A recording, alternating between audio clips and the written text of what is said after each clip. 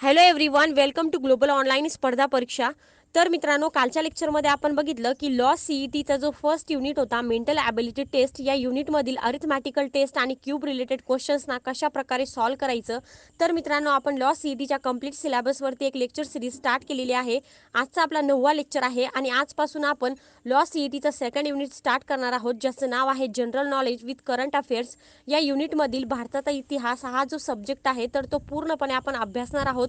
मित्रांनो, हा जो सब्जेक्ट आहे भारताचा इतिहास म्हणजेच की इंडियन हिस्ट्री, याचा सिलेबस भरपूर मोठा आहे, भरपूर वॉस्ट आहे. त्यामुळे आजच्या लेक्चरमध्ये आपण अशा मुद्द्यांचा डिस्कशन करणार आहोत जे लॉ सीईटीच्या पॉईंट ऑफ व्ह्यूने अतिशय महत्त्वाचं आहे.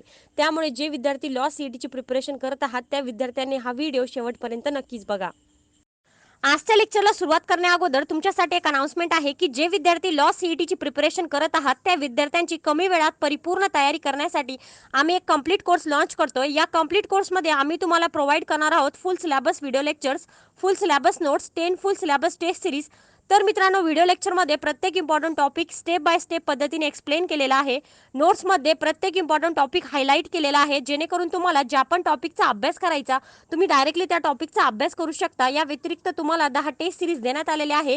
या टेस्ट सिरीजमुळे काय होईल की तुमची भरपूर प्रॅक्टिस होईल, भरपूर सराव होईल आणि याचा फायदा परीक्षेत तुम्हाला हमखास होईल.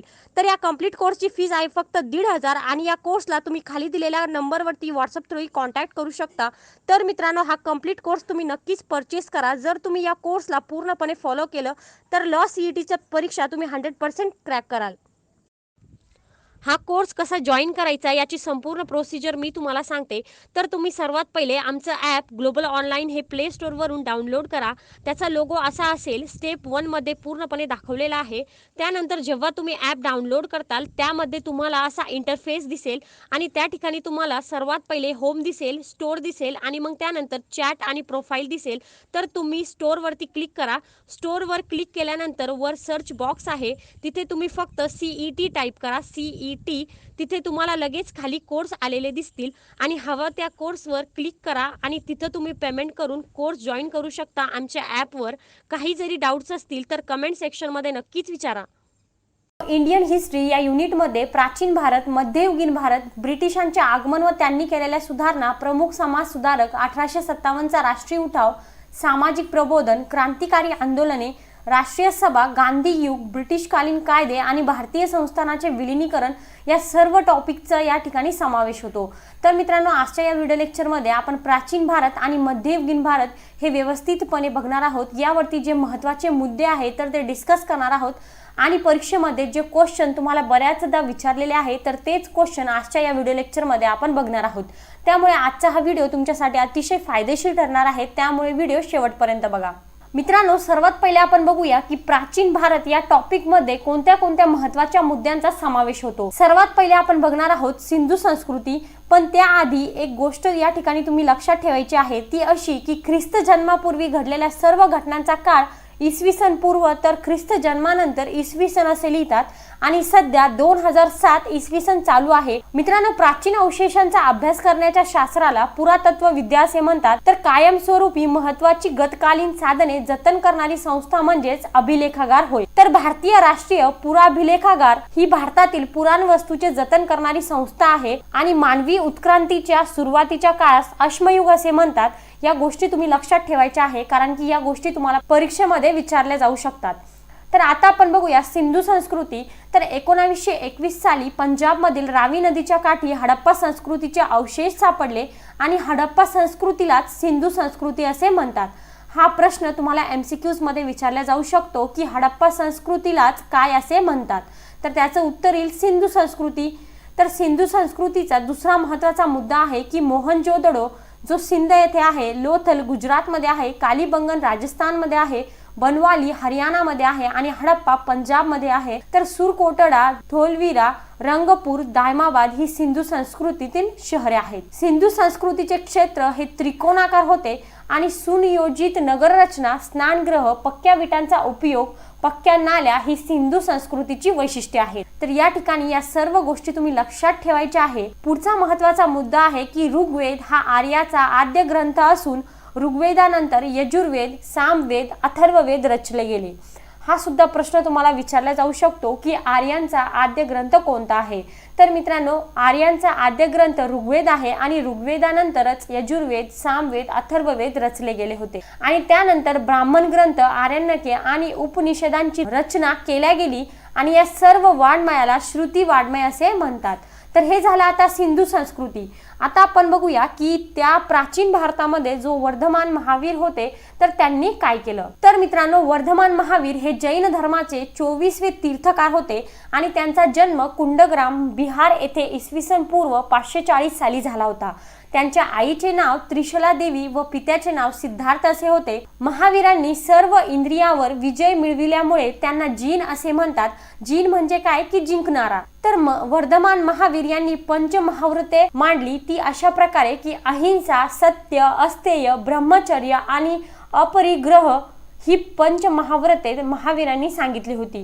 तर अहिंसा याचा अर्थ काय होतो की कोणत्याही प्रकारची हत्या न करणे, सत्य म्हणजे खरे बोलणे व वागणे, अस्तेय म्हणजे चोरी न करणारे, तर ब्रह्मचर्य म्हणजे शुद्ध आचरण व अपरिग्रह म्हणजे कोणत्याही प्रकारच्या मालमत्तेचा साठा न करणे ही पंचमहाव्रते महावीरांनी सांगितली होती. तर पंचमहाव्रताचे पालन करण्यासाठी त्यांनी काही नियम सुद्धा सांगितले होते आणि त्याचे नियम अशा प्रकारे होते की जर तुम्हाला पंचमहाव्रते पाळायची असेल तर तुम्हाला मांस खावाने लागल, दारू पिऊ नये, खोटे बोलू नये आणि सर्व स्त्रियांचा मान राखावा, हे त्यांनी पालन करण्यासाठी सांगितले होते. तर त्या व्यतिरिक्त त्यांनी त्रिरत्ने सुद्धा सांगितली. ती अशा प्रकारे सम्यक चारित्र्य, सम्यक दर्शन आणि सम्यक ज्ञान, ह्या तिन्ही गोष्टी म्हणजेच की त्रिरत्ने. तर इसवी सन पूर्व 468 बिहारमधील राजगृहाजवळ पावापुरी येथे महावीरांचे निर्वाण झाले आणि महावीरांनी स्थापन केलेल्या जैन संघाचे पुढे श्वेतांबर म्हणजेच की श्वेत वस्त्रधारी व दिगंबर म्हणजेच की वस्त्र न धारण करणारे हे दोन प्रकार मांडले गेले. तर अशा प्रकारे वर्धमान महावीर यांनी कामगिरी केली. त्यांनी व्यवस्थित प्रकारे त्यांचे विचार मांडले. आता आपण बघणार आहोत गौतम बुद्ध.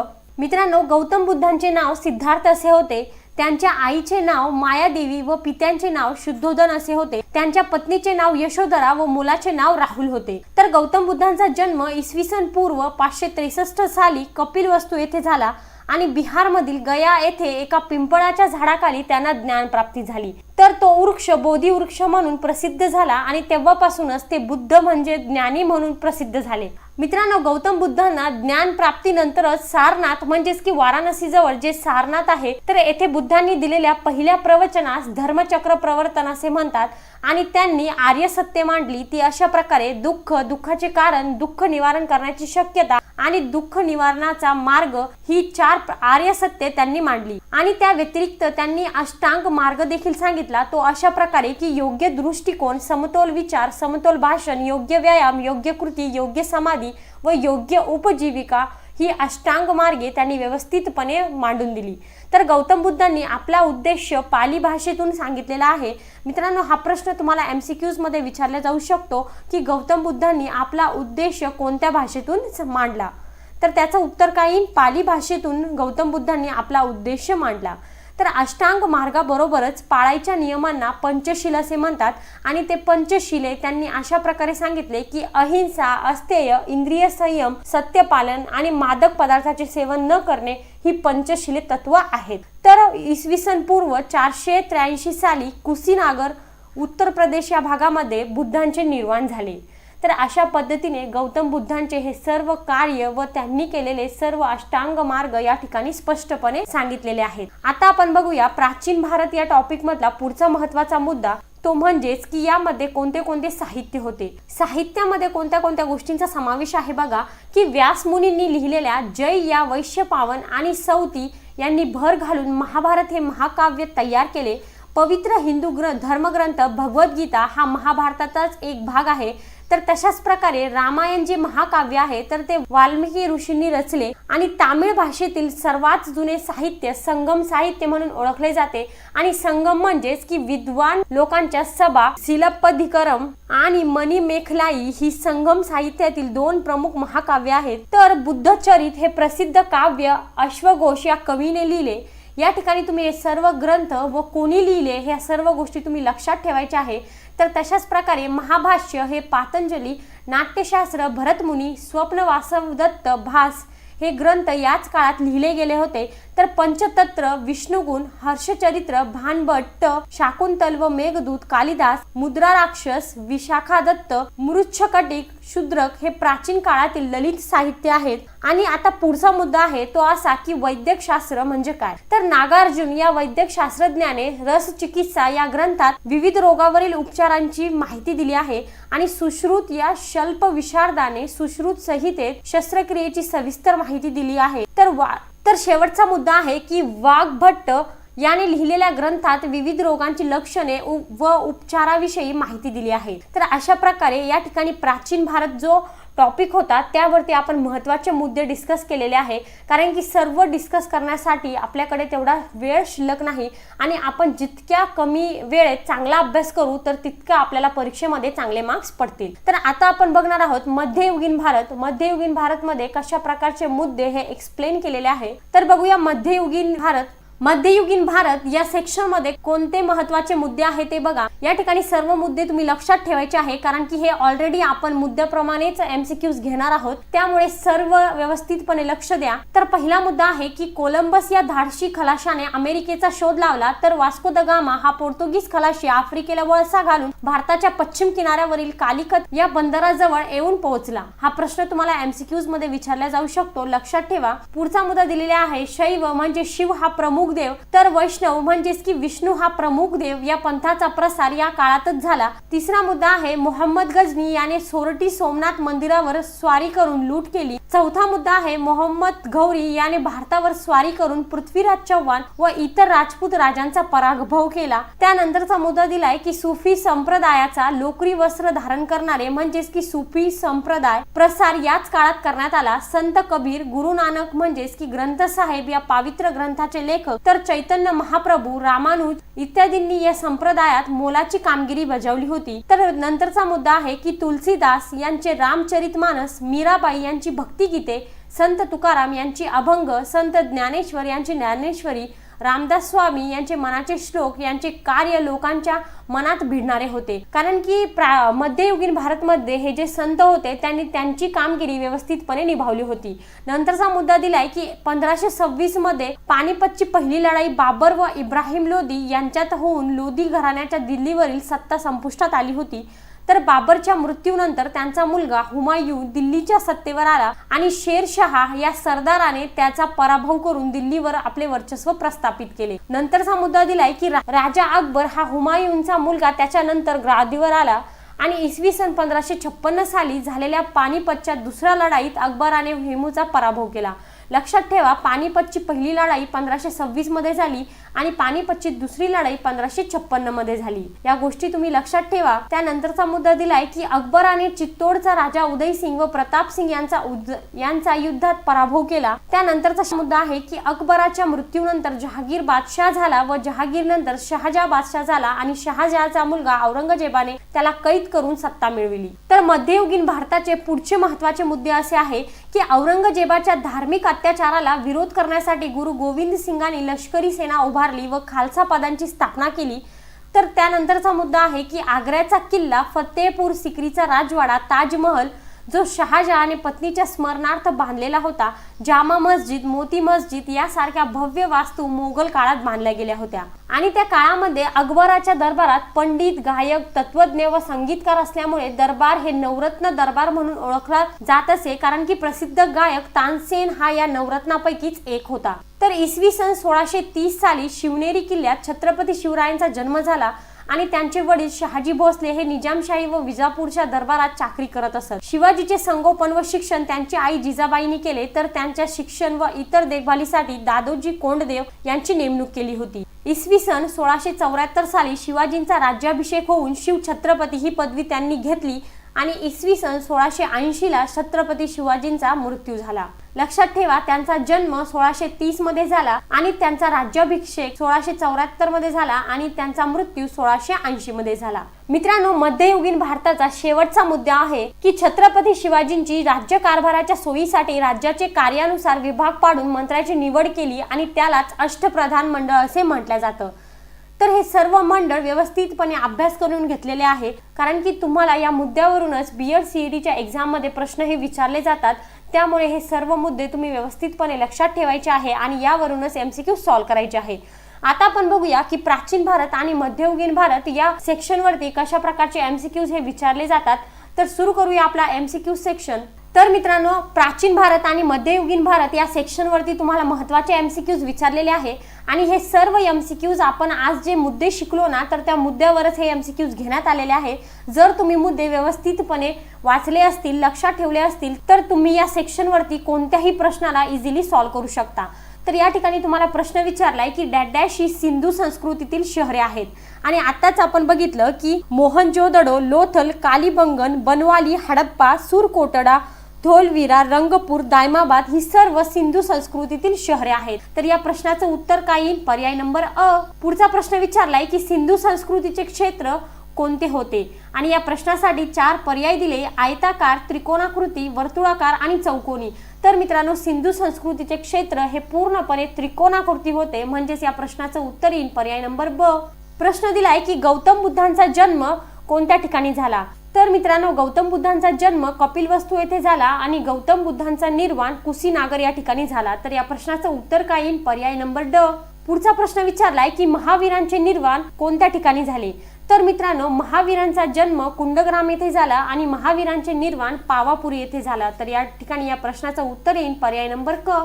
नंतरचा प्रश्न आहे की डॅश डॅश हे जैन धर्माचे 2 प्रकार आहेत आणि आताच आपण बघितलं की जैन धर्माचे 2 प्रकार आहेत: श्वेतांबर आणि दिगंबर। श्वेतांबर म्हणजे श्वेत वस्त्रधारी आणि दिगंबर म्हणजे वस्त्र न धारण करणारे। तर या ठिकाणी या प्रश्नाचं उत्तर काय येईल? पर्याय नंबर ब। पुढचा प्रश्न अतिशय महत्त्वाचा आहे, लक्षात ठेवायचा आहे की हळेबीड आणि बेलूर हे कोणत्या राज्यातील ऐतिहासिक शहरे आहेत? तर जाणून घ्या, हळेबीड आणि बेलूर हे दोन्ही सुद्धा कर्नाटक या राज्यातील ऐतिहासिक शहरे आहेत। त्यानंतरचा प्रश्न विचारलाय की डॅश डॅश ही पुराणवस्तूचे जतन करणारी संस्था आहे। तर मित्रांनो, आत्ताच आपण या मुद्द्यामध्ये आजच्या या व्हिडिओमध्ये बघितलं की भारतीय राष्ट्रीय पुराभिलेखागार ही पुराणवस्तूचे जतन करणारी एक संस्था आहे आणि त्या व्यतिरिक्त कायमस्वरूपी महत्त्वाची गतकालीन साधने जतन करणारी संस्था म्हणजे अभिलेखागार। तर या प्रश्नाचं उत्तर येईल पर्याय नंबर अ। पुढचा प्रश्न विचारलाय की डॅश डॅश हे कालिदासाचे काव्य होय आणि या प्रश्नासाठी तुम्हाला 4 पर्याय दिलेले आहे: मुद्रा राक्षस, मेघदूत, हर्षचरित आणि महाभाष्य। तर मित्रांनो, मुद्रा राक्षस जे आहे तर ते विशाखा दत्त यांचे काव्य आहे, मेघदूत हे कालिदासाचे काव्य आहे, हर्षचरित हे बाणभट्ट यांचे काव्य आहे, तर महाभाष्य हे पातंजली यांचे काव्य आहे। तर या ठिकाणी या प्रश्नाचं उत्तर काय येईल? मेघदूत हे कालिदासाचे काव्य होय। तर या प्रश्नाचं उत्तर येईल पर्याय नंबर ब।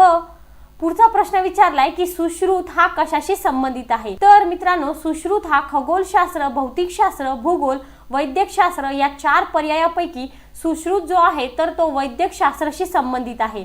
तर या प्रश्नाचं उत्तर येईल पर्याय नंबर ड। पुढचा प्रश्न विचारलाय की डॅश डॅश हे महावीरांच्या त्रिरत्नापैकी एक आहे आणि महावीरांचे त्रिरत्न कोणते आहे?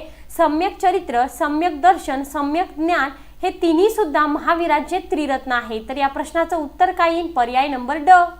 पुढचा प्रश्न अतिशय सोपा विचारलेला आहे की जोड्या जुळवा। आत्ताच आपण बघितलं की शैव म्हणजे काय? शिव हा प्रमुख देव। वैष्णव म्हणजे काय? विष्णू हा प्रमुख देव। तुलसीदास म्हणजे रामचरितमानस। रामदास स्वामी यांचे मनाचे श्लोक। म्हणजे या ठिकाणी याचं उत्तर कसं येईल? पहिल्याचं ब, दुसऱ्याचं ड, तिसऱ्याचं अ, अशा प्रमाणे उत्तर कोणत्या पर्यायामध्ये दिसतंय? पर्याय नंबर अ मध्ये। तर या ठिकाणी या प्रश्नाचं उत्तर येईल पर्याय नंबर अ। त्या पुढील प्रश्न विचारलाय की डॅश डॅशने अमेरिकेचा शोध लावला। तर मित्रांनो, या 4 पर्यायापैकी Vasco da Gama, Columbus, Albuquerque, Yuan Shang या 4 पर्यायापैकी जो कोलंबस आहे त्याने अमेरिकेचा शोध लावला आणि तो भारतातील कालिकत या बंदरावर येऊन पोहोचला होता। तर या ठिकाणी या प्रश्नाचं उत्तर येईल पर्याय नंबर ब। पुढचा प्रश्न विचारलेला आहे की खालील राजांची कालक्रमानुसार मांडणी करा आणि यासाठी तुम्हाला 4 राजांची नावं या ठिकाणी दिलेली आहे। पहिले दिलेला आहे बाबर, अकबर, जहांगीर आणि हुमायूं आणि यांची जर कालक्रमानुसार मांडणी केली तर ती अशा प्रकारे होईल की सर्वात पहिले येईल बाबर, मग त्याच्या मृत्यूनंतर त्याचा मुलगा राजा होईल म्हणजेच की हुमायूं आणि हुमायूंच्या मृत्यूनंतर त्याचा मुलगा राजा होईल म्हणजेच की अकबर आणि अकबरच्या मृत्यूनंतर जहांगीर हा राजा होईल। म्हणजेच की या चौघांची देखील कालक्रमानुसार मांडणी केली तर ती अशा प्रकारे येईल: सर्वात पहिले येईल बाबर, मग येईल हुमायूं, त्यानंतर अकबर आणि त्यानंतर जहागीर. तर या ठिकाणी या प्रश्नाचं उत्तर येईल पर्याय नंबर क. अशाच पद्धतीने पुढचा प्रश्न विचारलाय की डॅश डॅश याने सोरटी सोमनाथ मंदिरावर हल्ला केला आणि या प्रश्नासाठी 4 पर्याय दिले: औरंगजेब, अकबर, मोहम्मद गजनी आणि मोहम्मद घौरी. तर मित्रांनो, मोहम्मद गजनी याने सोरटी सोमनाथ मंदिरावर हल्ला केला, म्हणूनच या प्रश्नाचं उत्तर येईल पर्याय नंबर क. पुढचा प्रश्न विचारलेला आहे की तानसेन हा डॅश डॅश राजाच्या दरबारात होता. तर या ठिकाणी तुम्हाला 4 पर्याय दिले: अकबर, बिरबल, औरंगजेब आणि शिवाजी. मित्रांनो, तानसेन हा गायक होता आणि अकबराच्या 9 रत्न दरबारापैकी एक रत्न तानसेनाला मानलं जात होतं. तर या ठिकाणी या प्रश्नाचं उत्तर येईल पर्याय नंबर अ. पुढचा प्रश्न विचारलाय की वास्को द गामा हा डॅश डॅश खलाशी व डॅश डॅश या बंदरावर उतरून भारतात आला आणि या प्रश्नासाठी 4 पर्याय दिले: पोर्तुगीज मद्रास, इंग्रज कालिकत, पोर्तुगीज मुंबई, पोर्तुगीज कालिकत. तर या प्रश्नाचं उत्तर जाणून घ्या की वास्को द गामा हा पोर्तुगीज खलाशी संबंधित होता व तो कालिकत या बंदरावर उतरून भारतात आला होता. तर या प्रश्नाचं उत्तर येईल पर्याय नंबर ड. प्रश्न दिलेला आहे की डॅश डॅश हा आर्याचा आद्य ग्रंथ आहे आणि या प्रश्नासाठी 4 पर्याय दिलेले आहे: सामवेद, अथर्ववेद, ऋग्वेद आणि यजुर्वेद. तर मित्रांनो, आर्याचा आद्य ग्रंथ म्हणून ऋग्वेद ओळखला जातो आणि ऋग्वेदानंतरच यजुर्वेद, सामवेद, अथर्ववेद हे रचले गेले होते. तर या ठिकाणी या प्रश्नाचं उत्तर येईल पर्याय नंबर क. त्या पुढील प्रश्न दिलाय की मानवी उत्क्रांतीच्या सुरुवातीच्या काळास काय म्हणतात आणि त्यासाठी 4 पर्याय दिले: धातुयुग, अश्मयुग, नवयुग आणि द्वापार युग. तर मित्रांनो, मानवी उत्क्रांतीच्या सुरुवातीच्या काळास अश्मयुग असे म्हणतात आणि अश्मयुगाचे पुराण अश्मयुग आणि नवाश्मयुग असे 2 भाग पडलेले आहे. तर या प्रश्नाचं उत्तर येईल पर्याय नंबर ब. त्या पुढील प्रश्न विचारलाय की इसवी सनाची कालगणना कशापासून सुरू झाली होती. तर इसवी सनाची कालगणना ख्रिस्ताच्या जन्मानंतरच सुरू झालेली होती. तर या ठिकाणी आपलं उत्तर येईल पर्याय नंबर क. त्या पुढील प्रश्न विचारलाय की सध्या हडप्पा व मोहनजोदडो ही शहरे कशामध्ये आहे आणि या प्रश्नासाठी 4 पर्याय दिले की पाकिस्तान, भारत, बांगलादेश आणि अफगाणिस्तान. तर मित्रांनो, सध्या हडप्पा व मोहनजोदडो ही शहरे पाकिस्तानमध्ये आहे. तर या प्रश्नाचं उत्तर येईल पर्याय नंबर अ. त्या पुढील प्रश्न आहे डॅश डॅश ही सिंधू संस्कृतीची वैशिष्ट्ये आहेत. तर मित्रांनो, सिंधू संस्कृतीची वैशिष्ट्ये अशा प्रमाणे आहे की सुनियोजित नगर रचना, विशाल स्नानगृह, पक्क्या विटांचा उपयोग हे तिन्ही सुद्धा सिंधू संस्कृतीची वैशिष्ट्ये आहेत. तर या प्रश्नाचं उत्तर येईल पर्याय नंबर ड. त्या पुढील प्रश्न विचारलाय की डॅश डॅश येथे गौतम बुद्धांचे निर्वाण झाले. हा प्रश्न आपण अगोदरच डिस्कस केलेला आहे की कपिलवस्तू येथे गौतम बुद्धांचा जन्म झाला आणि कुशीनागर येथे गौतम बुद्धांचे निर्वाण झाले. तर या प्रश्नाचं उत्तर येईल पर्याय नंबर ब. पुढचा प्रश्न तुम्हाला विचारलाय की महावीरांनी सर्व इंद्रियावर विजय मिळविल्यावर त्यांना काय म्हणतात. तर मित्रांनो, या प्रश्नासाठी 4 पर्याय दिले: गौतम, जीन, वर्धमान आणि वरील सर्व. तर महावीरांनी सर्व इंद्रियावर विजय मिळवल्यावर त्यांना जीन असे म्हणतात. जीन म्हणजेच काय की जिंकणारा. तर या प्रश्नाचं उत्तर येईल पर्याय नंबर ब. पुढचा प्रश्न विचारलाय की बुद्धांनी आपला उपदेश कोणत्या भाषेतून लिहिला. तर मित्रांनो, बुद्धांनी आपला उपदेश हा पाली भाषेतून लिहिला होता. तर या प्रश्नाचं उत्तर येईल पर्याय नंबर ड. तुम्हाला जर परीक्षेत प्राचीन भारत आणि मध्ययुगीन भारत या दोन्ही सेक्शन पैकी कोणत्याही सेक्शन मधला प्रश्न आला तरी तुम्ही इझिली सॉल्व्ह करू शकता. त्यासाठी तुम्हाला मुद्दे लक्षात ठेवणे हे फार गरजेचे आहे. पुढचा प्रश्न विचारलाय की डॅश डॅश याने पृथ्वीराज चव्हाणचा पराभव केला आणि या प्रश्नासाठी तुम्हाला 4 पर्याय दिलेले आहे की मोहम्मद घौरी, मोहम्मद गजनी, सम्राट अकबर, राजा हुमायूं. तर मित्रांनो, या ठिकाणी जो मोहम्मद घौरी आहेत त्याने भारतावर स्वारी करून पृथ्वीराज चव्हाण व इतर राजपूत राजांचा पराभव केला. म्हणजेच या ठिकाणी आपलं उत्तर येईल पर्याय नंबर अ. त्या पुढील प्रश्न विचारलाय की ग्रंथ साहेब हा शिखांचा पवित्र धर्मग्रंथ कोणी लिहिला. तर मित्रांनो, 4 पर्याय आहे: गुरु गोविंद सिंग, गुरु नानक, गुरु गणेश आणि अ व ब. तर या ठिकाणी जे ग्रंथ साहेब हा शिखांचा जो पवित्र ग्रंथ आहे तर तो गुरु नानक यांनी लिहिला होता. तर या ठिकाणी आपलं उत्तर येईल पर्याय नंबर ब. त्या पुढील प्रश्न विचारलाय की डॅश डॅश राजाचा दरबार नवरत्न दरबार म्हणून प्रसिद्ध होता. आत्ताच आपण बघितलं की तानसेन जो होता तर तो नवरत्नापैकी एक मानला जात होता. म्हणजेच की जो अकबर राजाचा दरबार होता तर तो नवरत्न दरबार म्हणून प्रसिद्ध होता. तर या ठिकाणी आपलं उत्तर येईल पर्याय नंबर अ. त्यानंतरचा प्रश्न विचारलाय की शिवाजी महाराजांच्या मंत्रिमंडळास काय म्हणतात. तर मित्रांनो, छत्रपती शिवाजींनी राज्यकारभाराच्या सोयीसाठी राज्याचे कार्यानुसार विभाग पाडून मंत्र्याची निवड केली होती आणि त्यालाच अष्टप्रधान मंडळ असे म्हटलं जात होतं। तर या ठिकाणी या प्रश्नाचं उत्तर काय येईल की शिवाजी महाराजांच्या मंत्रिमंडळास अष्टप्रधान मंडळ असे म्हटलं जातं। तर या प्रश्नाचं उत्तर येईल पर्याय नंबर ब। प्रश्न विचारलेला आहे की अभिलेखागार म्हणजे काय आणि या प्रश्नासाठी तुम्हाला 4 पर्याय दिलेले आहे। पहिला आहे जेथे दुर्मिळ पुस्तके संग्रहित केली जातात असे ग्रंथालय, दुसरा आहे कायमस्वरूपी महत्त्व असलेली गतकालीन साधने जतन करणारी संस्था, तिसरा आहे राष्ट्रीय महत्त्वाच्या वर्तमान घटनाविषयींचा साधन स्रोत, तर चौथा आहे पेडर्स विषयीच्या सर्व साधनांचा संग्रह। तर मित्रांनो, अभिलेखागार म्हणजे कायमस्वरूपी महत्त्व असलेली गतकालीन साधने जतन करणारी संस्था म्हणजेच की अभिलेखागार। आणि त्या व्यतिरिक्त भारतीय राष्ट्रीय पुराभिलेखागार ही भारतातील पुराण वस्तूचे जतन करणारी संस्था आहे। तर या प्रश्नाचं उत्तर येईल पर्याय नंबर ब। त्या पुढील प्रश्न विचारलाय की डॅश डॅश या झाडाची फांदी शांतीचे चिन्ह म्हणून वापरतात। तर या प्रश्नासाठी 4 पर्याय दिलेले आहे अशोक, सूचीपर्णी, ऑलिव्ह आणि पिंपळ। तर मित्रांनो, या ठिकाणी योग्य उत्तर येईल ऑलिव्ह, कारण की ऑलिव्ह या झाडाची फांदी शांतीचे चिन्ह म्हणून वापरले जातात। तर या प्रश्नाचं उत्तर येईल पर्याय नंबर क। आता या ठिकाणी बघा, स्क्रीनवर दाखवल्याप्रमाणे हे 2 प्रश्न पानिपतच्या पहिली लढाईशी संबंधित आहे आणि त्याखालील 2 प्रश्न हे पानिपतच्या दुसरी लढाईशी संबंधित आहे। तर या ठिकाणी तुम्हाला पहिले प्रश्न काय विचारलाय की पानिपतची पहिली लढाई कोणत्या साली झाली आणि त्याखाली प्रश्न विचारलाय की पानिपतची पहिली लढाई कोणामध्ये झाली। तर या दोन्ही प्रश्नाचं उत्तर जाणून घ्या की पानिपतची पहिली लढाई ही 1526 मध्ये झाली आणि पहिली लढाई ही बाबर आणि इब्राहिम लोदी या दोघांमध्ये झाली होती। तर या ठिकाणी या पहिल्या प्रश्नाचं उत्तर येईल पर्याय नंबर अ आणि या दुसऱ्या प्रश्नाचं उत्तर येईल पर्याय नंबर ब। अशा पद्धतीने अशाच प्रकारे खालील प्रश्नाची उत्तरे सुद्धा द्यायची आहे। नंतरचा प्रश्न विचारलाय की पानिपतची दुसरी लढाई ही केव्हा झाली आणि पानिपतची दुसरी लढाई ही कोणामध्ये झाली।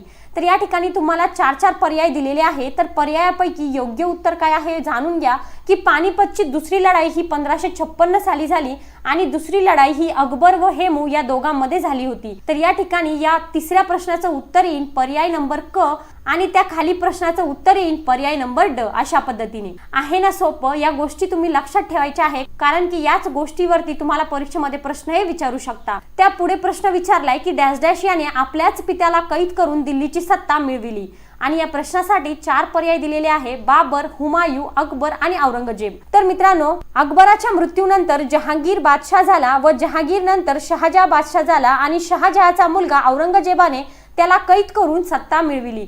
तर या ठिकाणी या प्रश्नाचं योग्य उत्तर काय येईल की औरंगजेब याने आपल्याच पित्याला कैद करून दिल्लीची सत्ता मिळविली। तर या ठिकाणी आपलं उत्तर येईल पर्याय नंबर ड। पुढचा प्रश्न विचारलाय की डॅश डॅश याने आपल्या पत्नीच्या स्मरणार्थ ताजमहल ही वास्तू बांधली आणि या प्रश्नासाठी 4 पर्याय दिलेले आहे अकबर, शहाजहा, जहांगीर आणि औरंगजेब।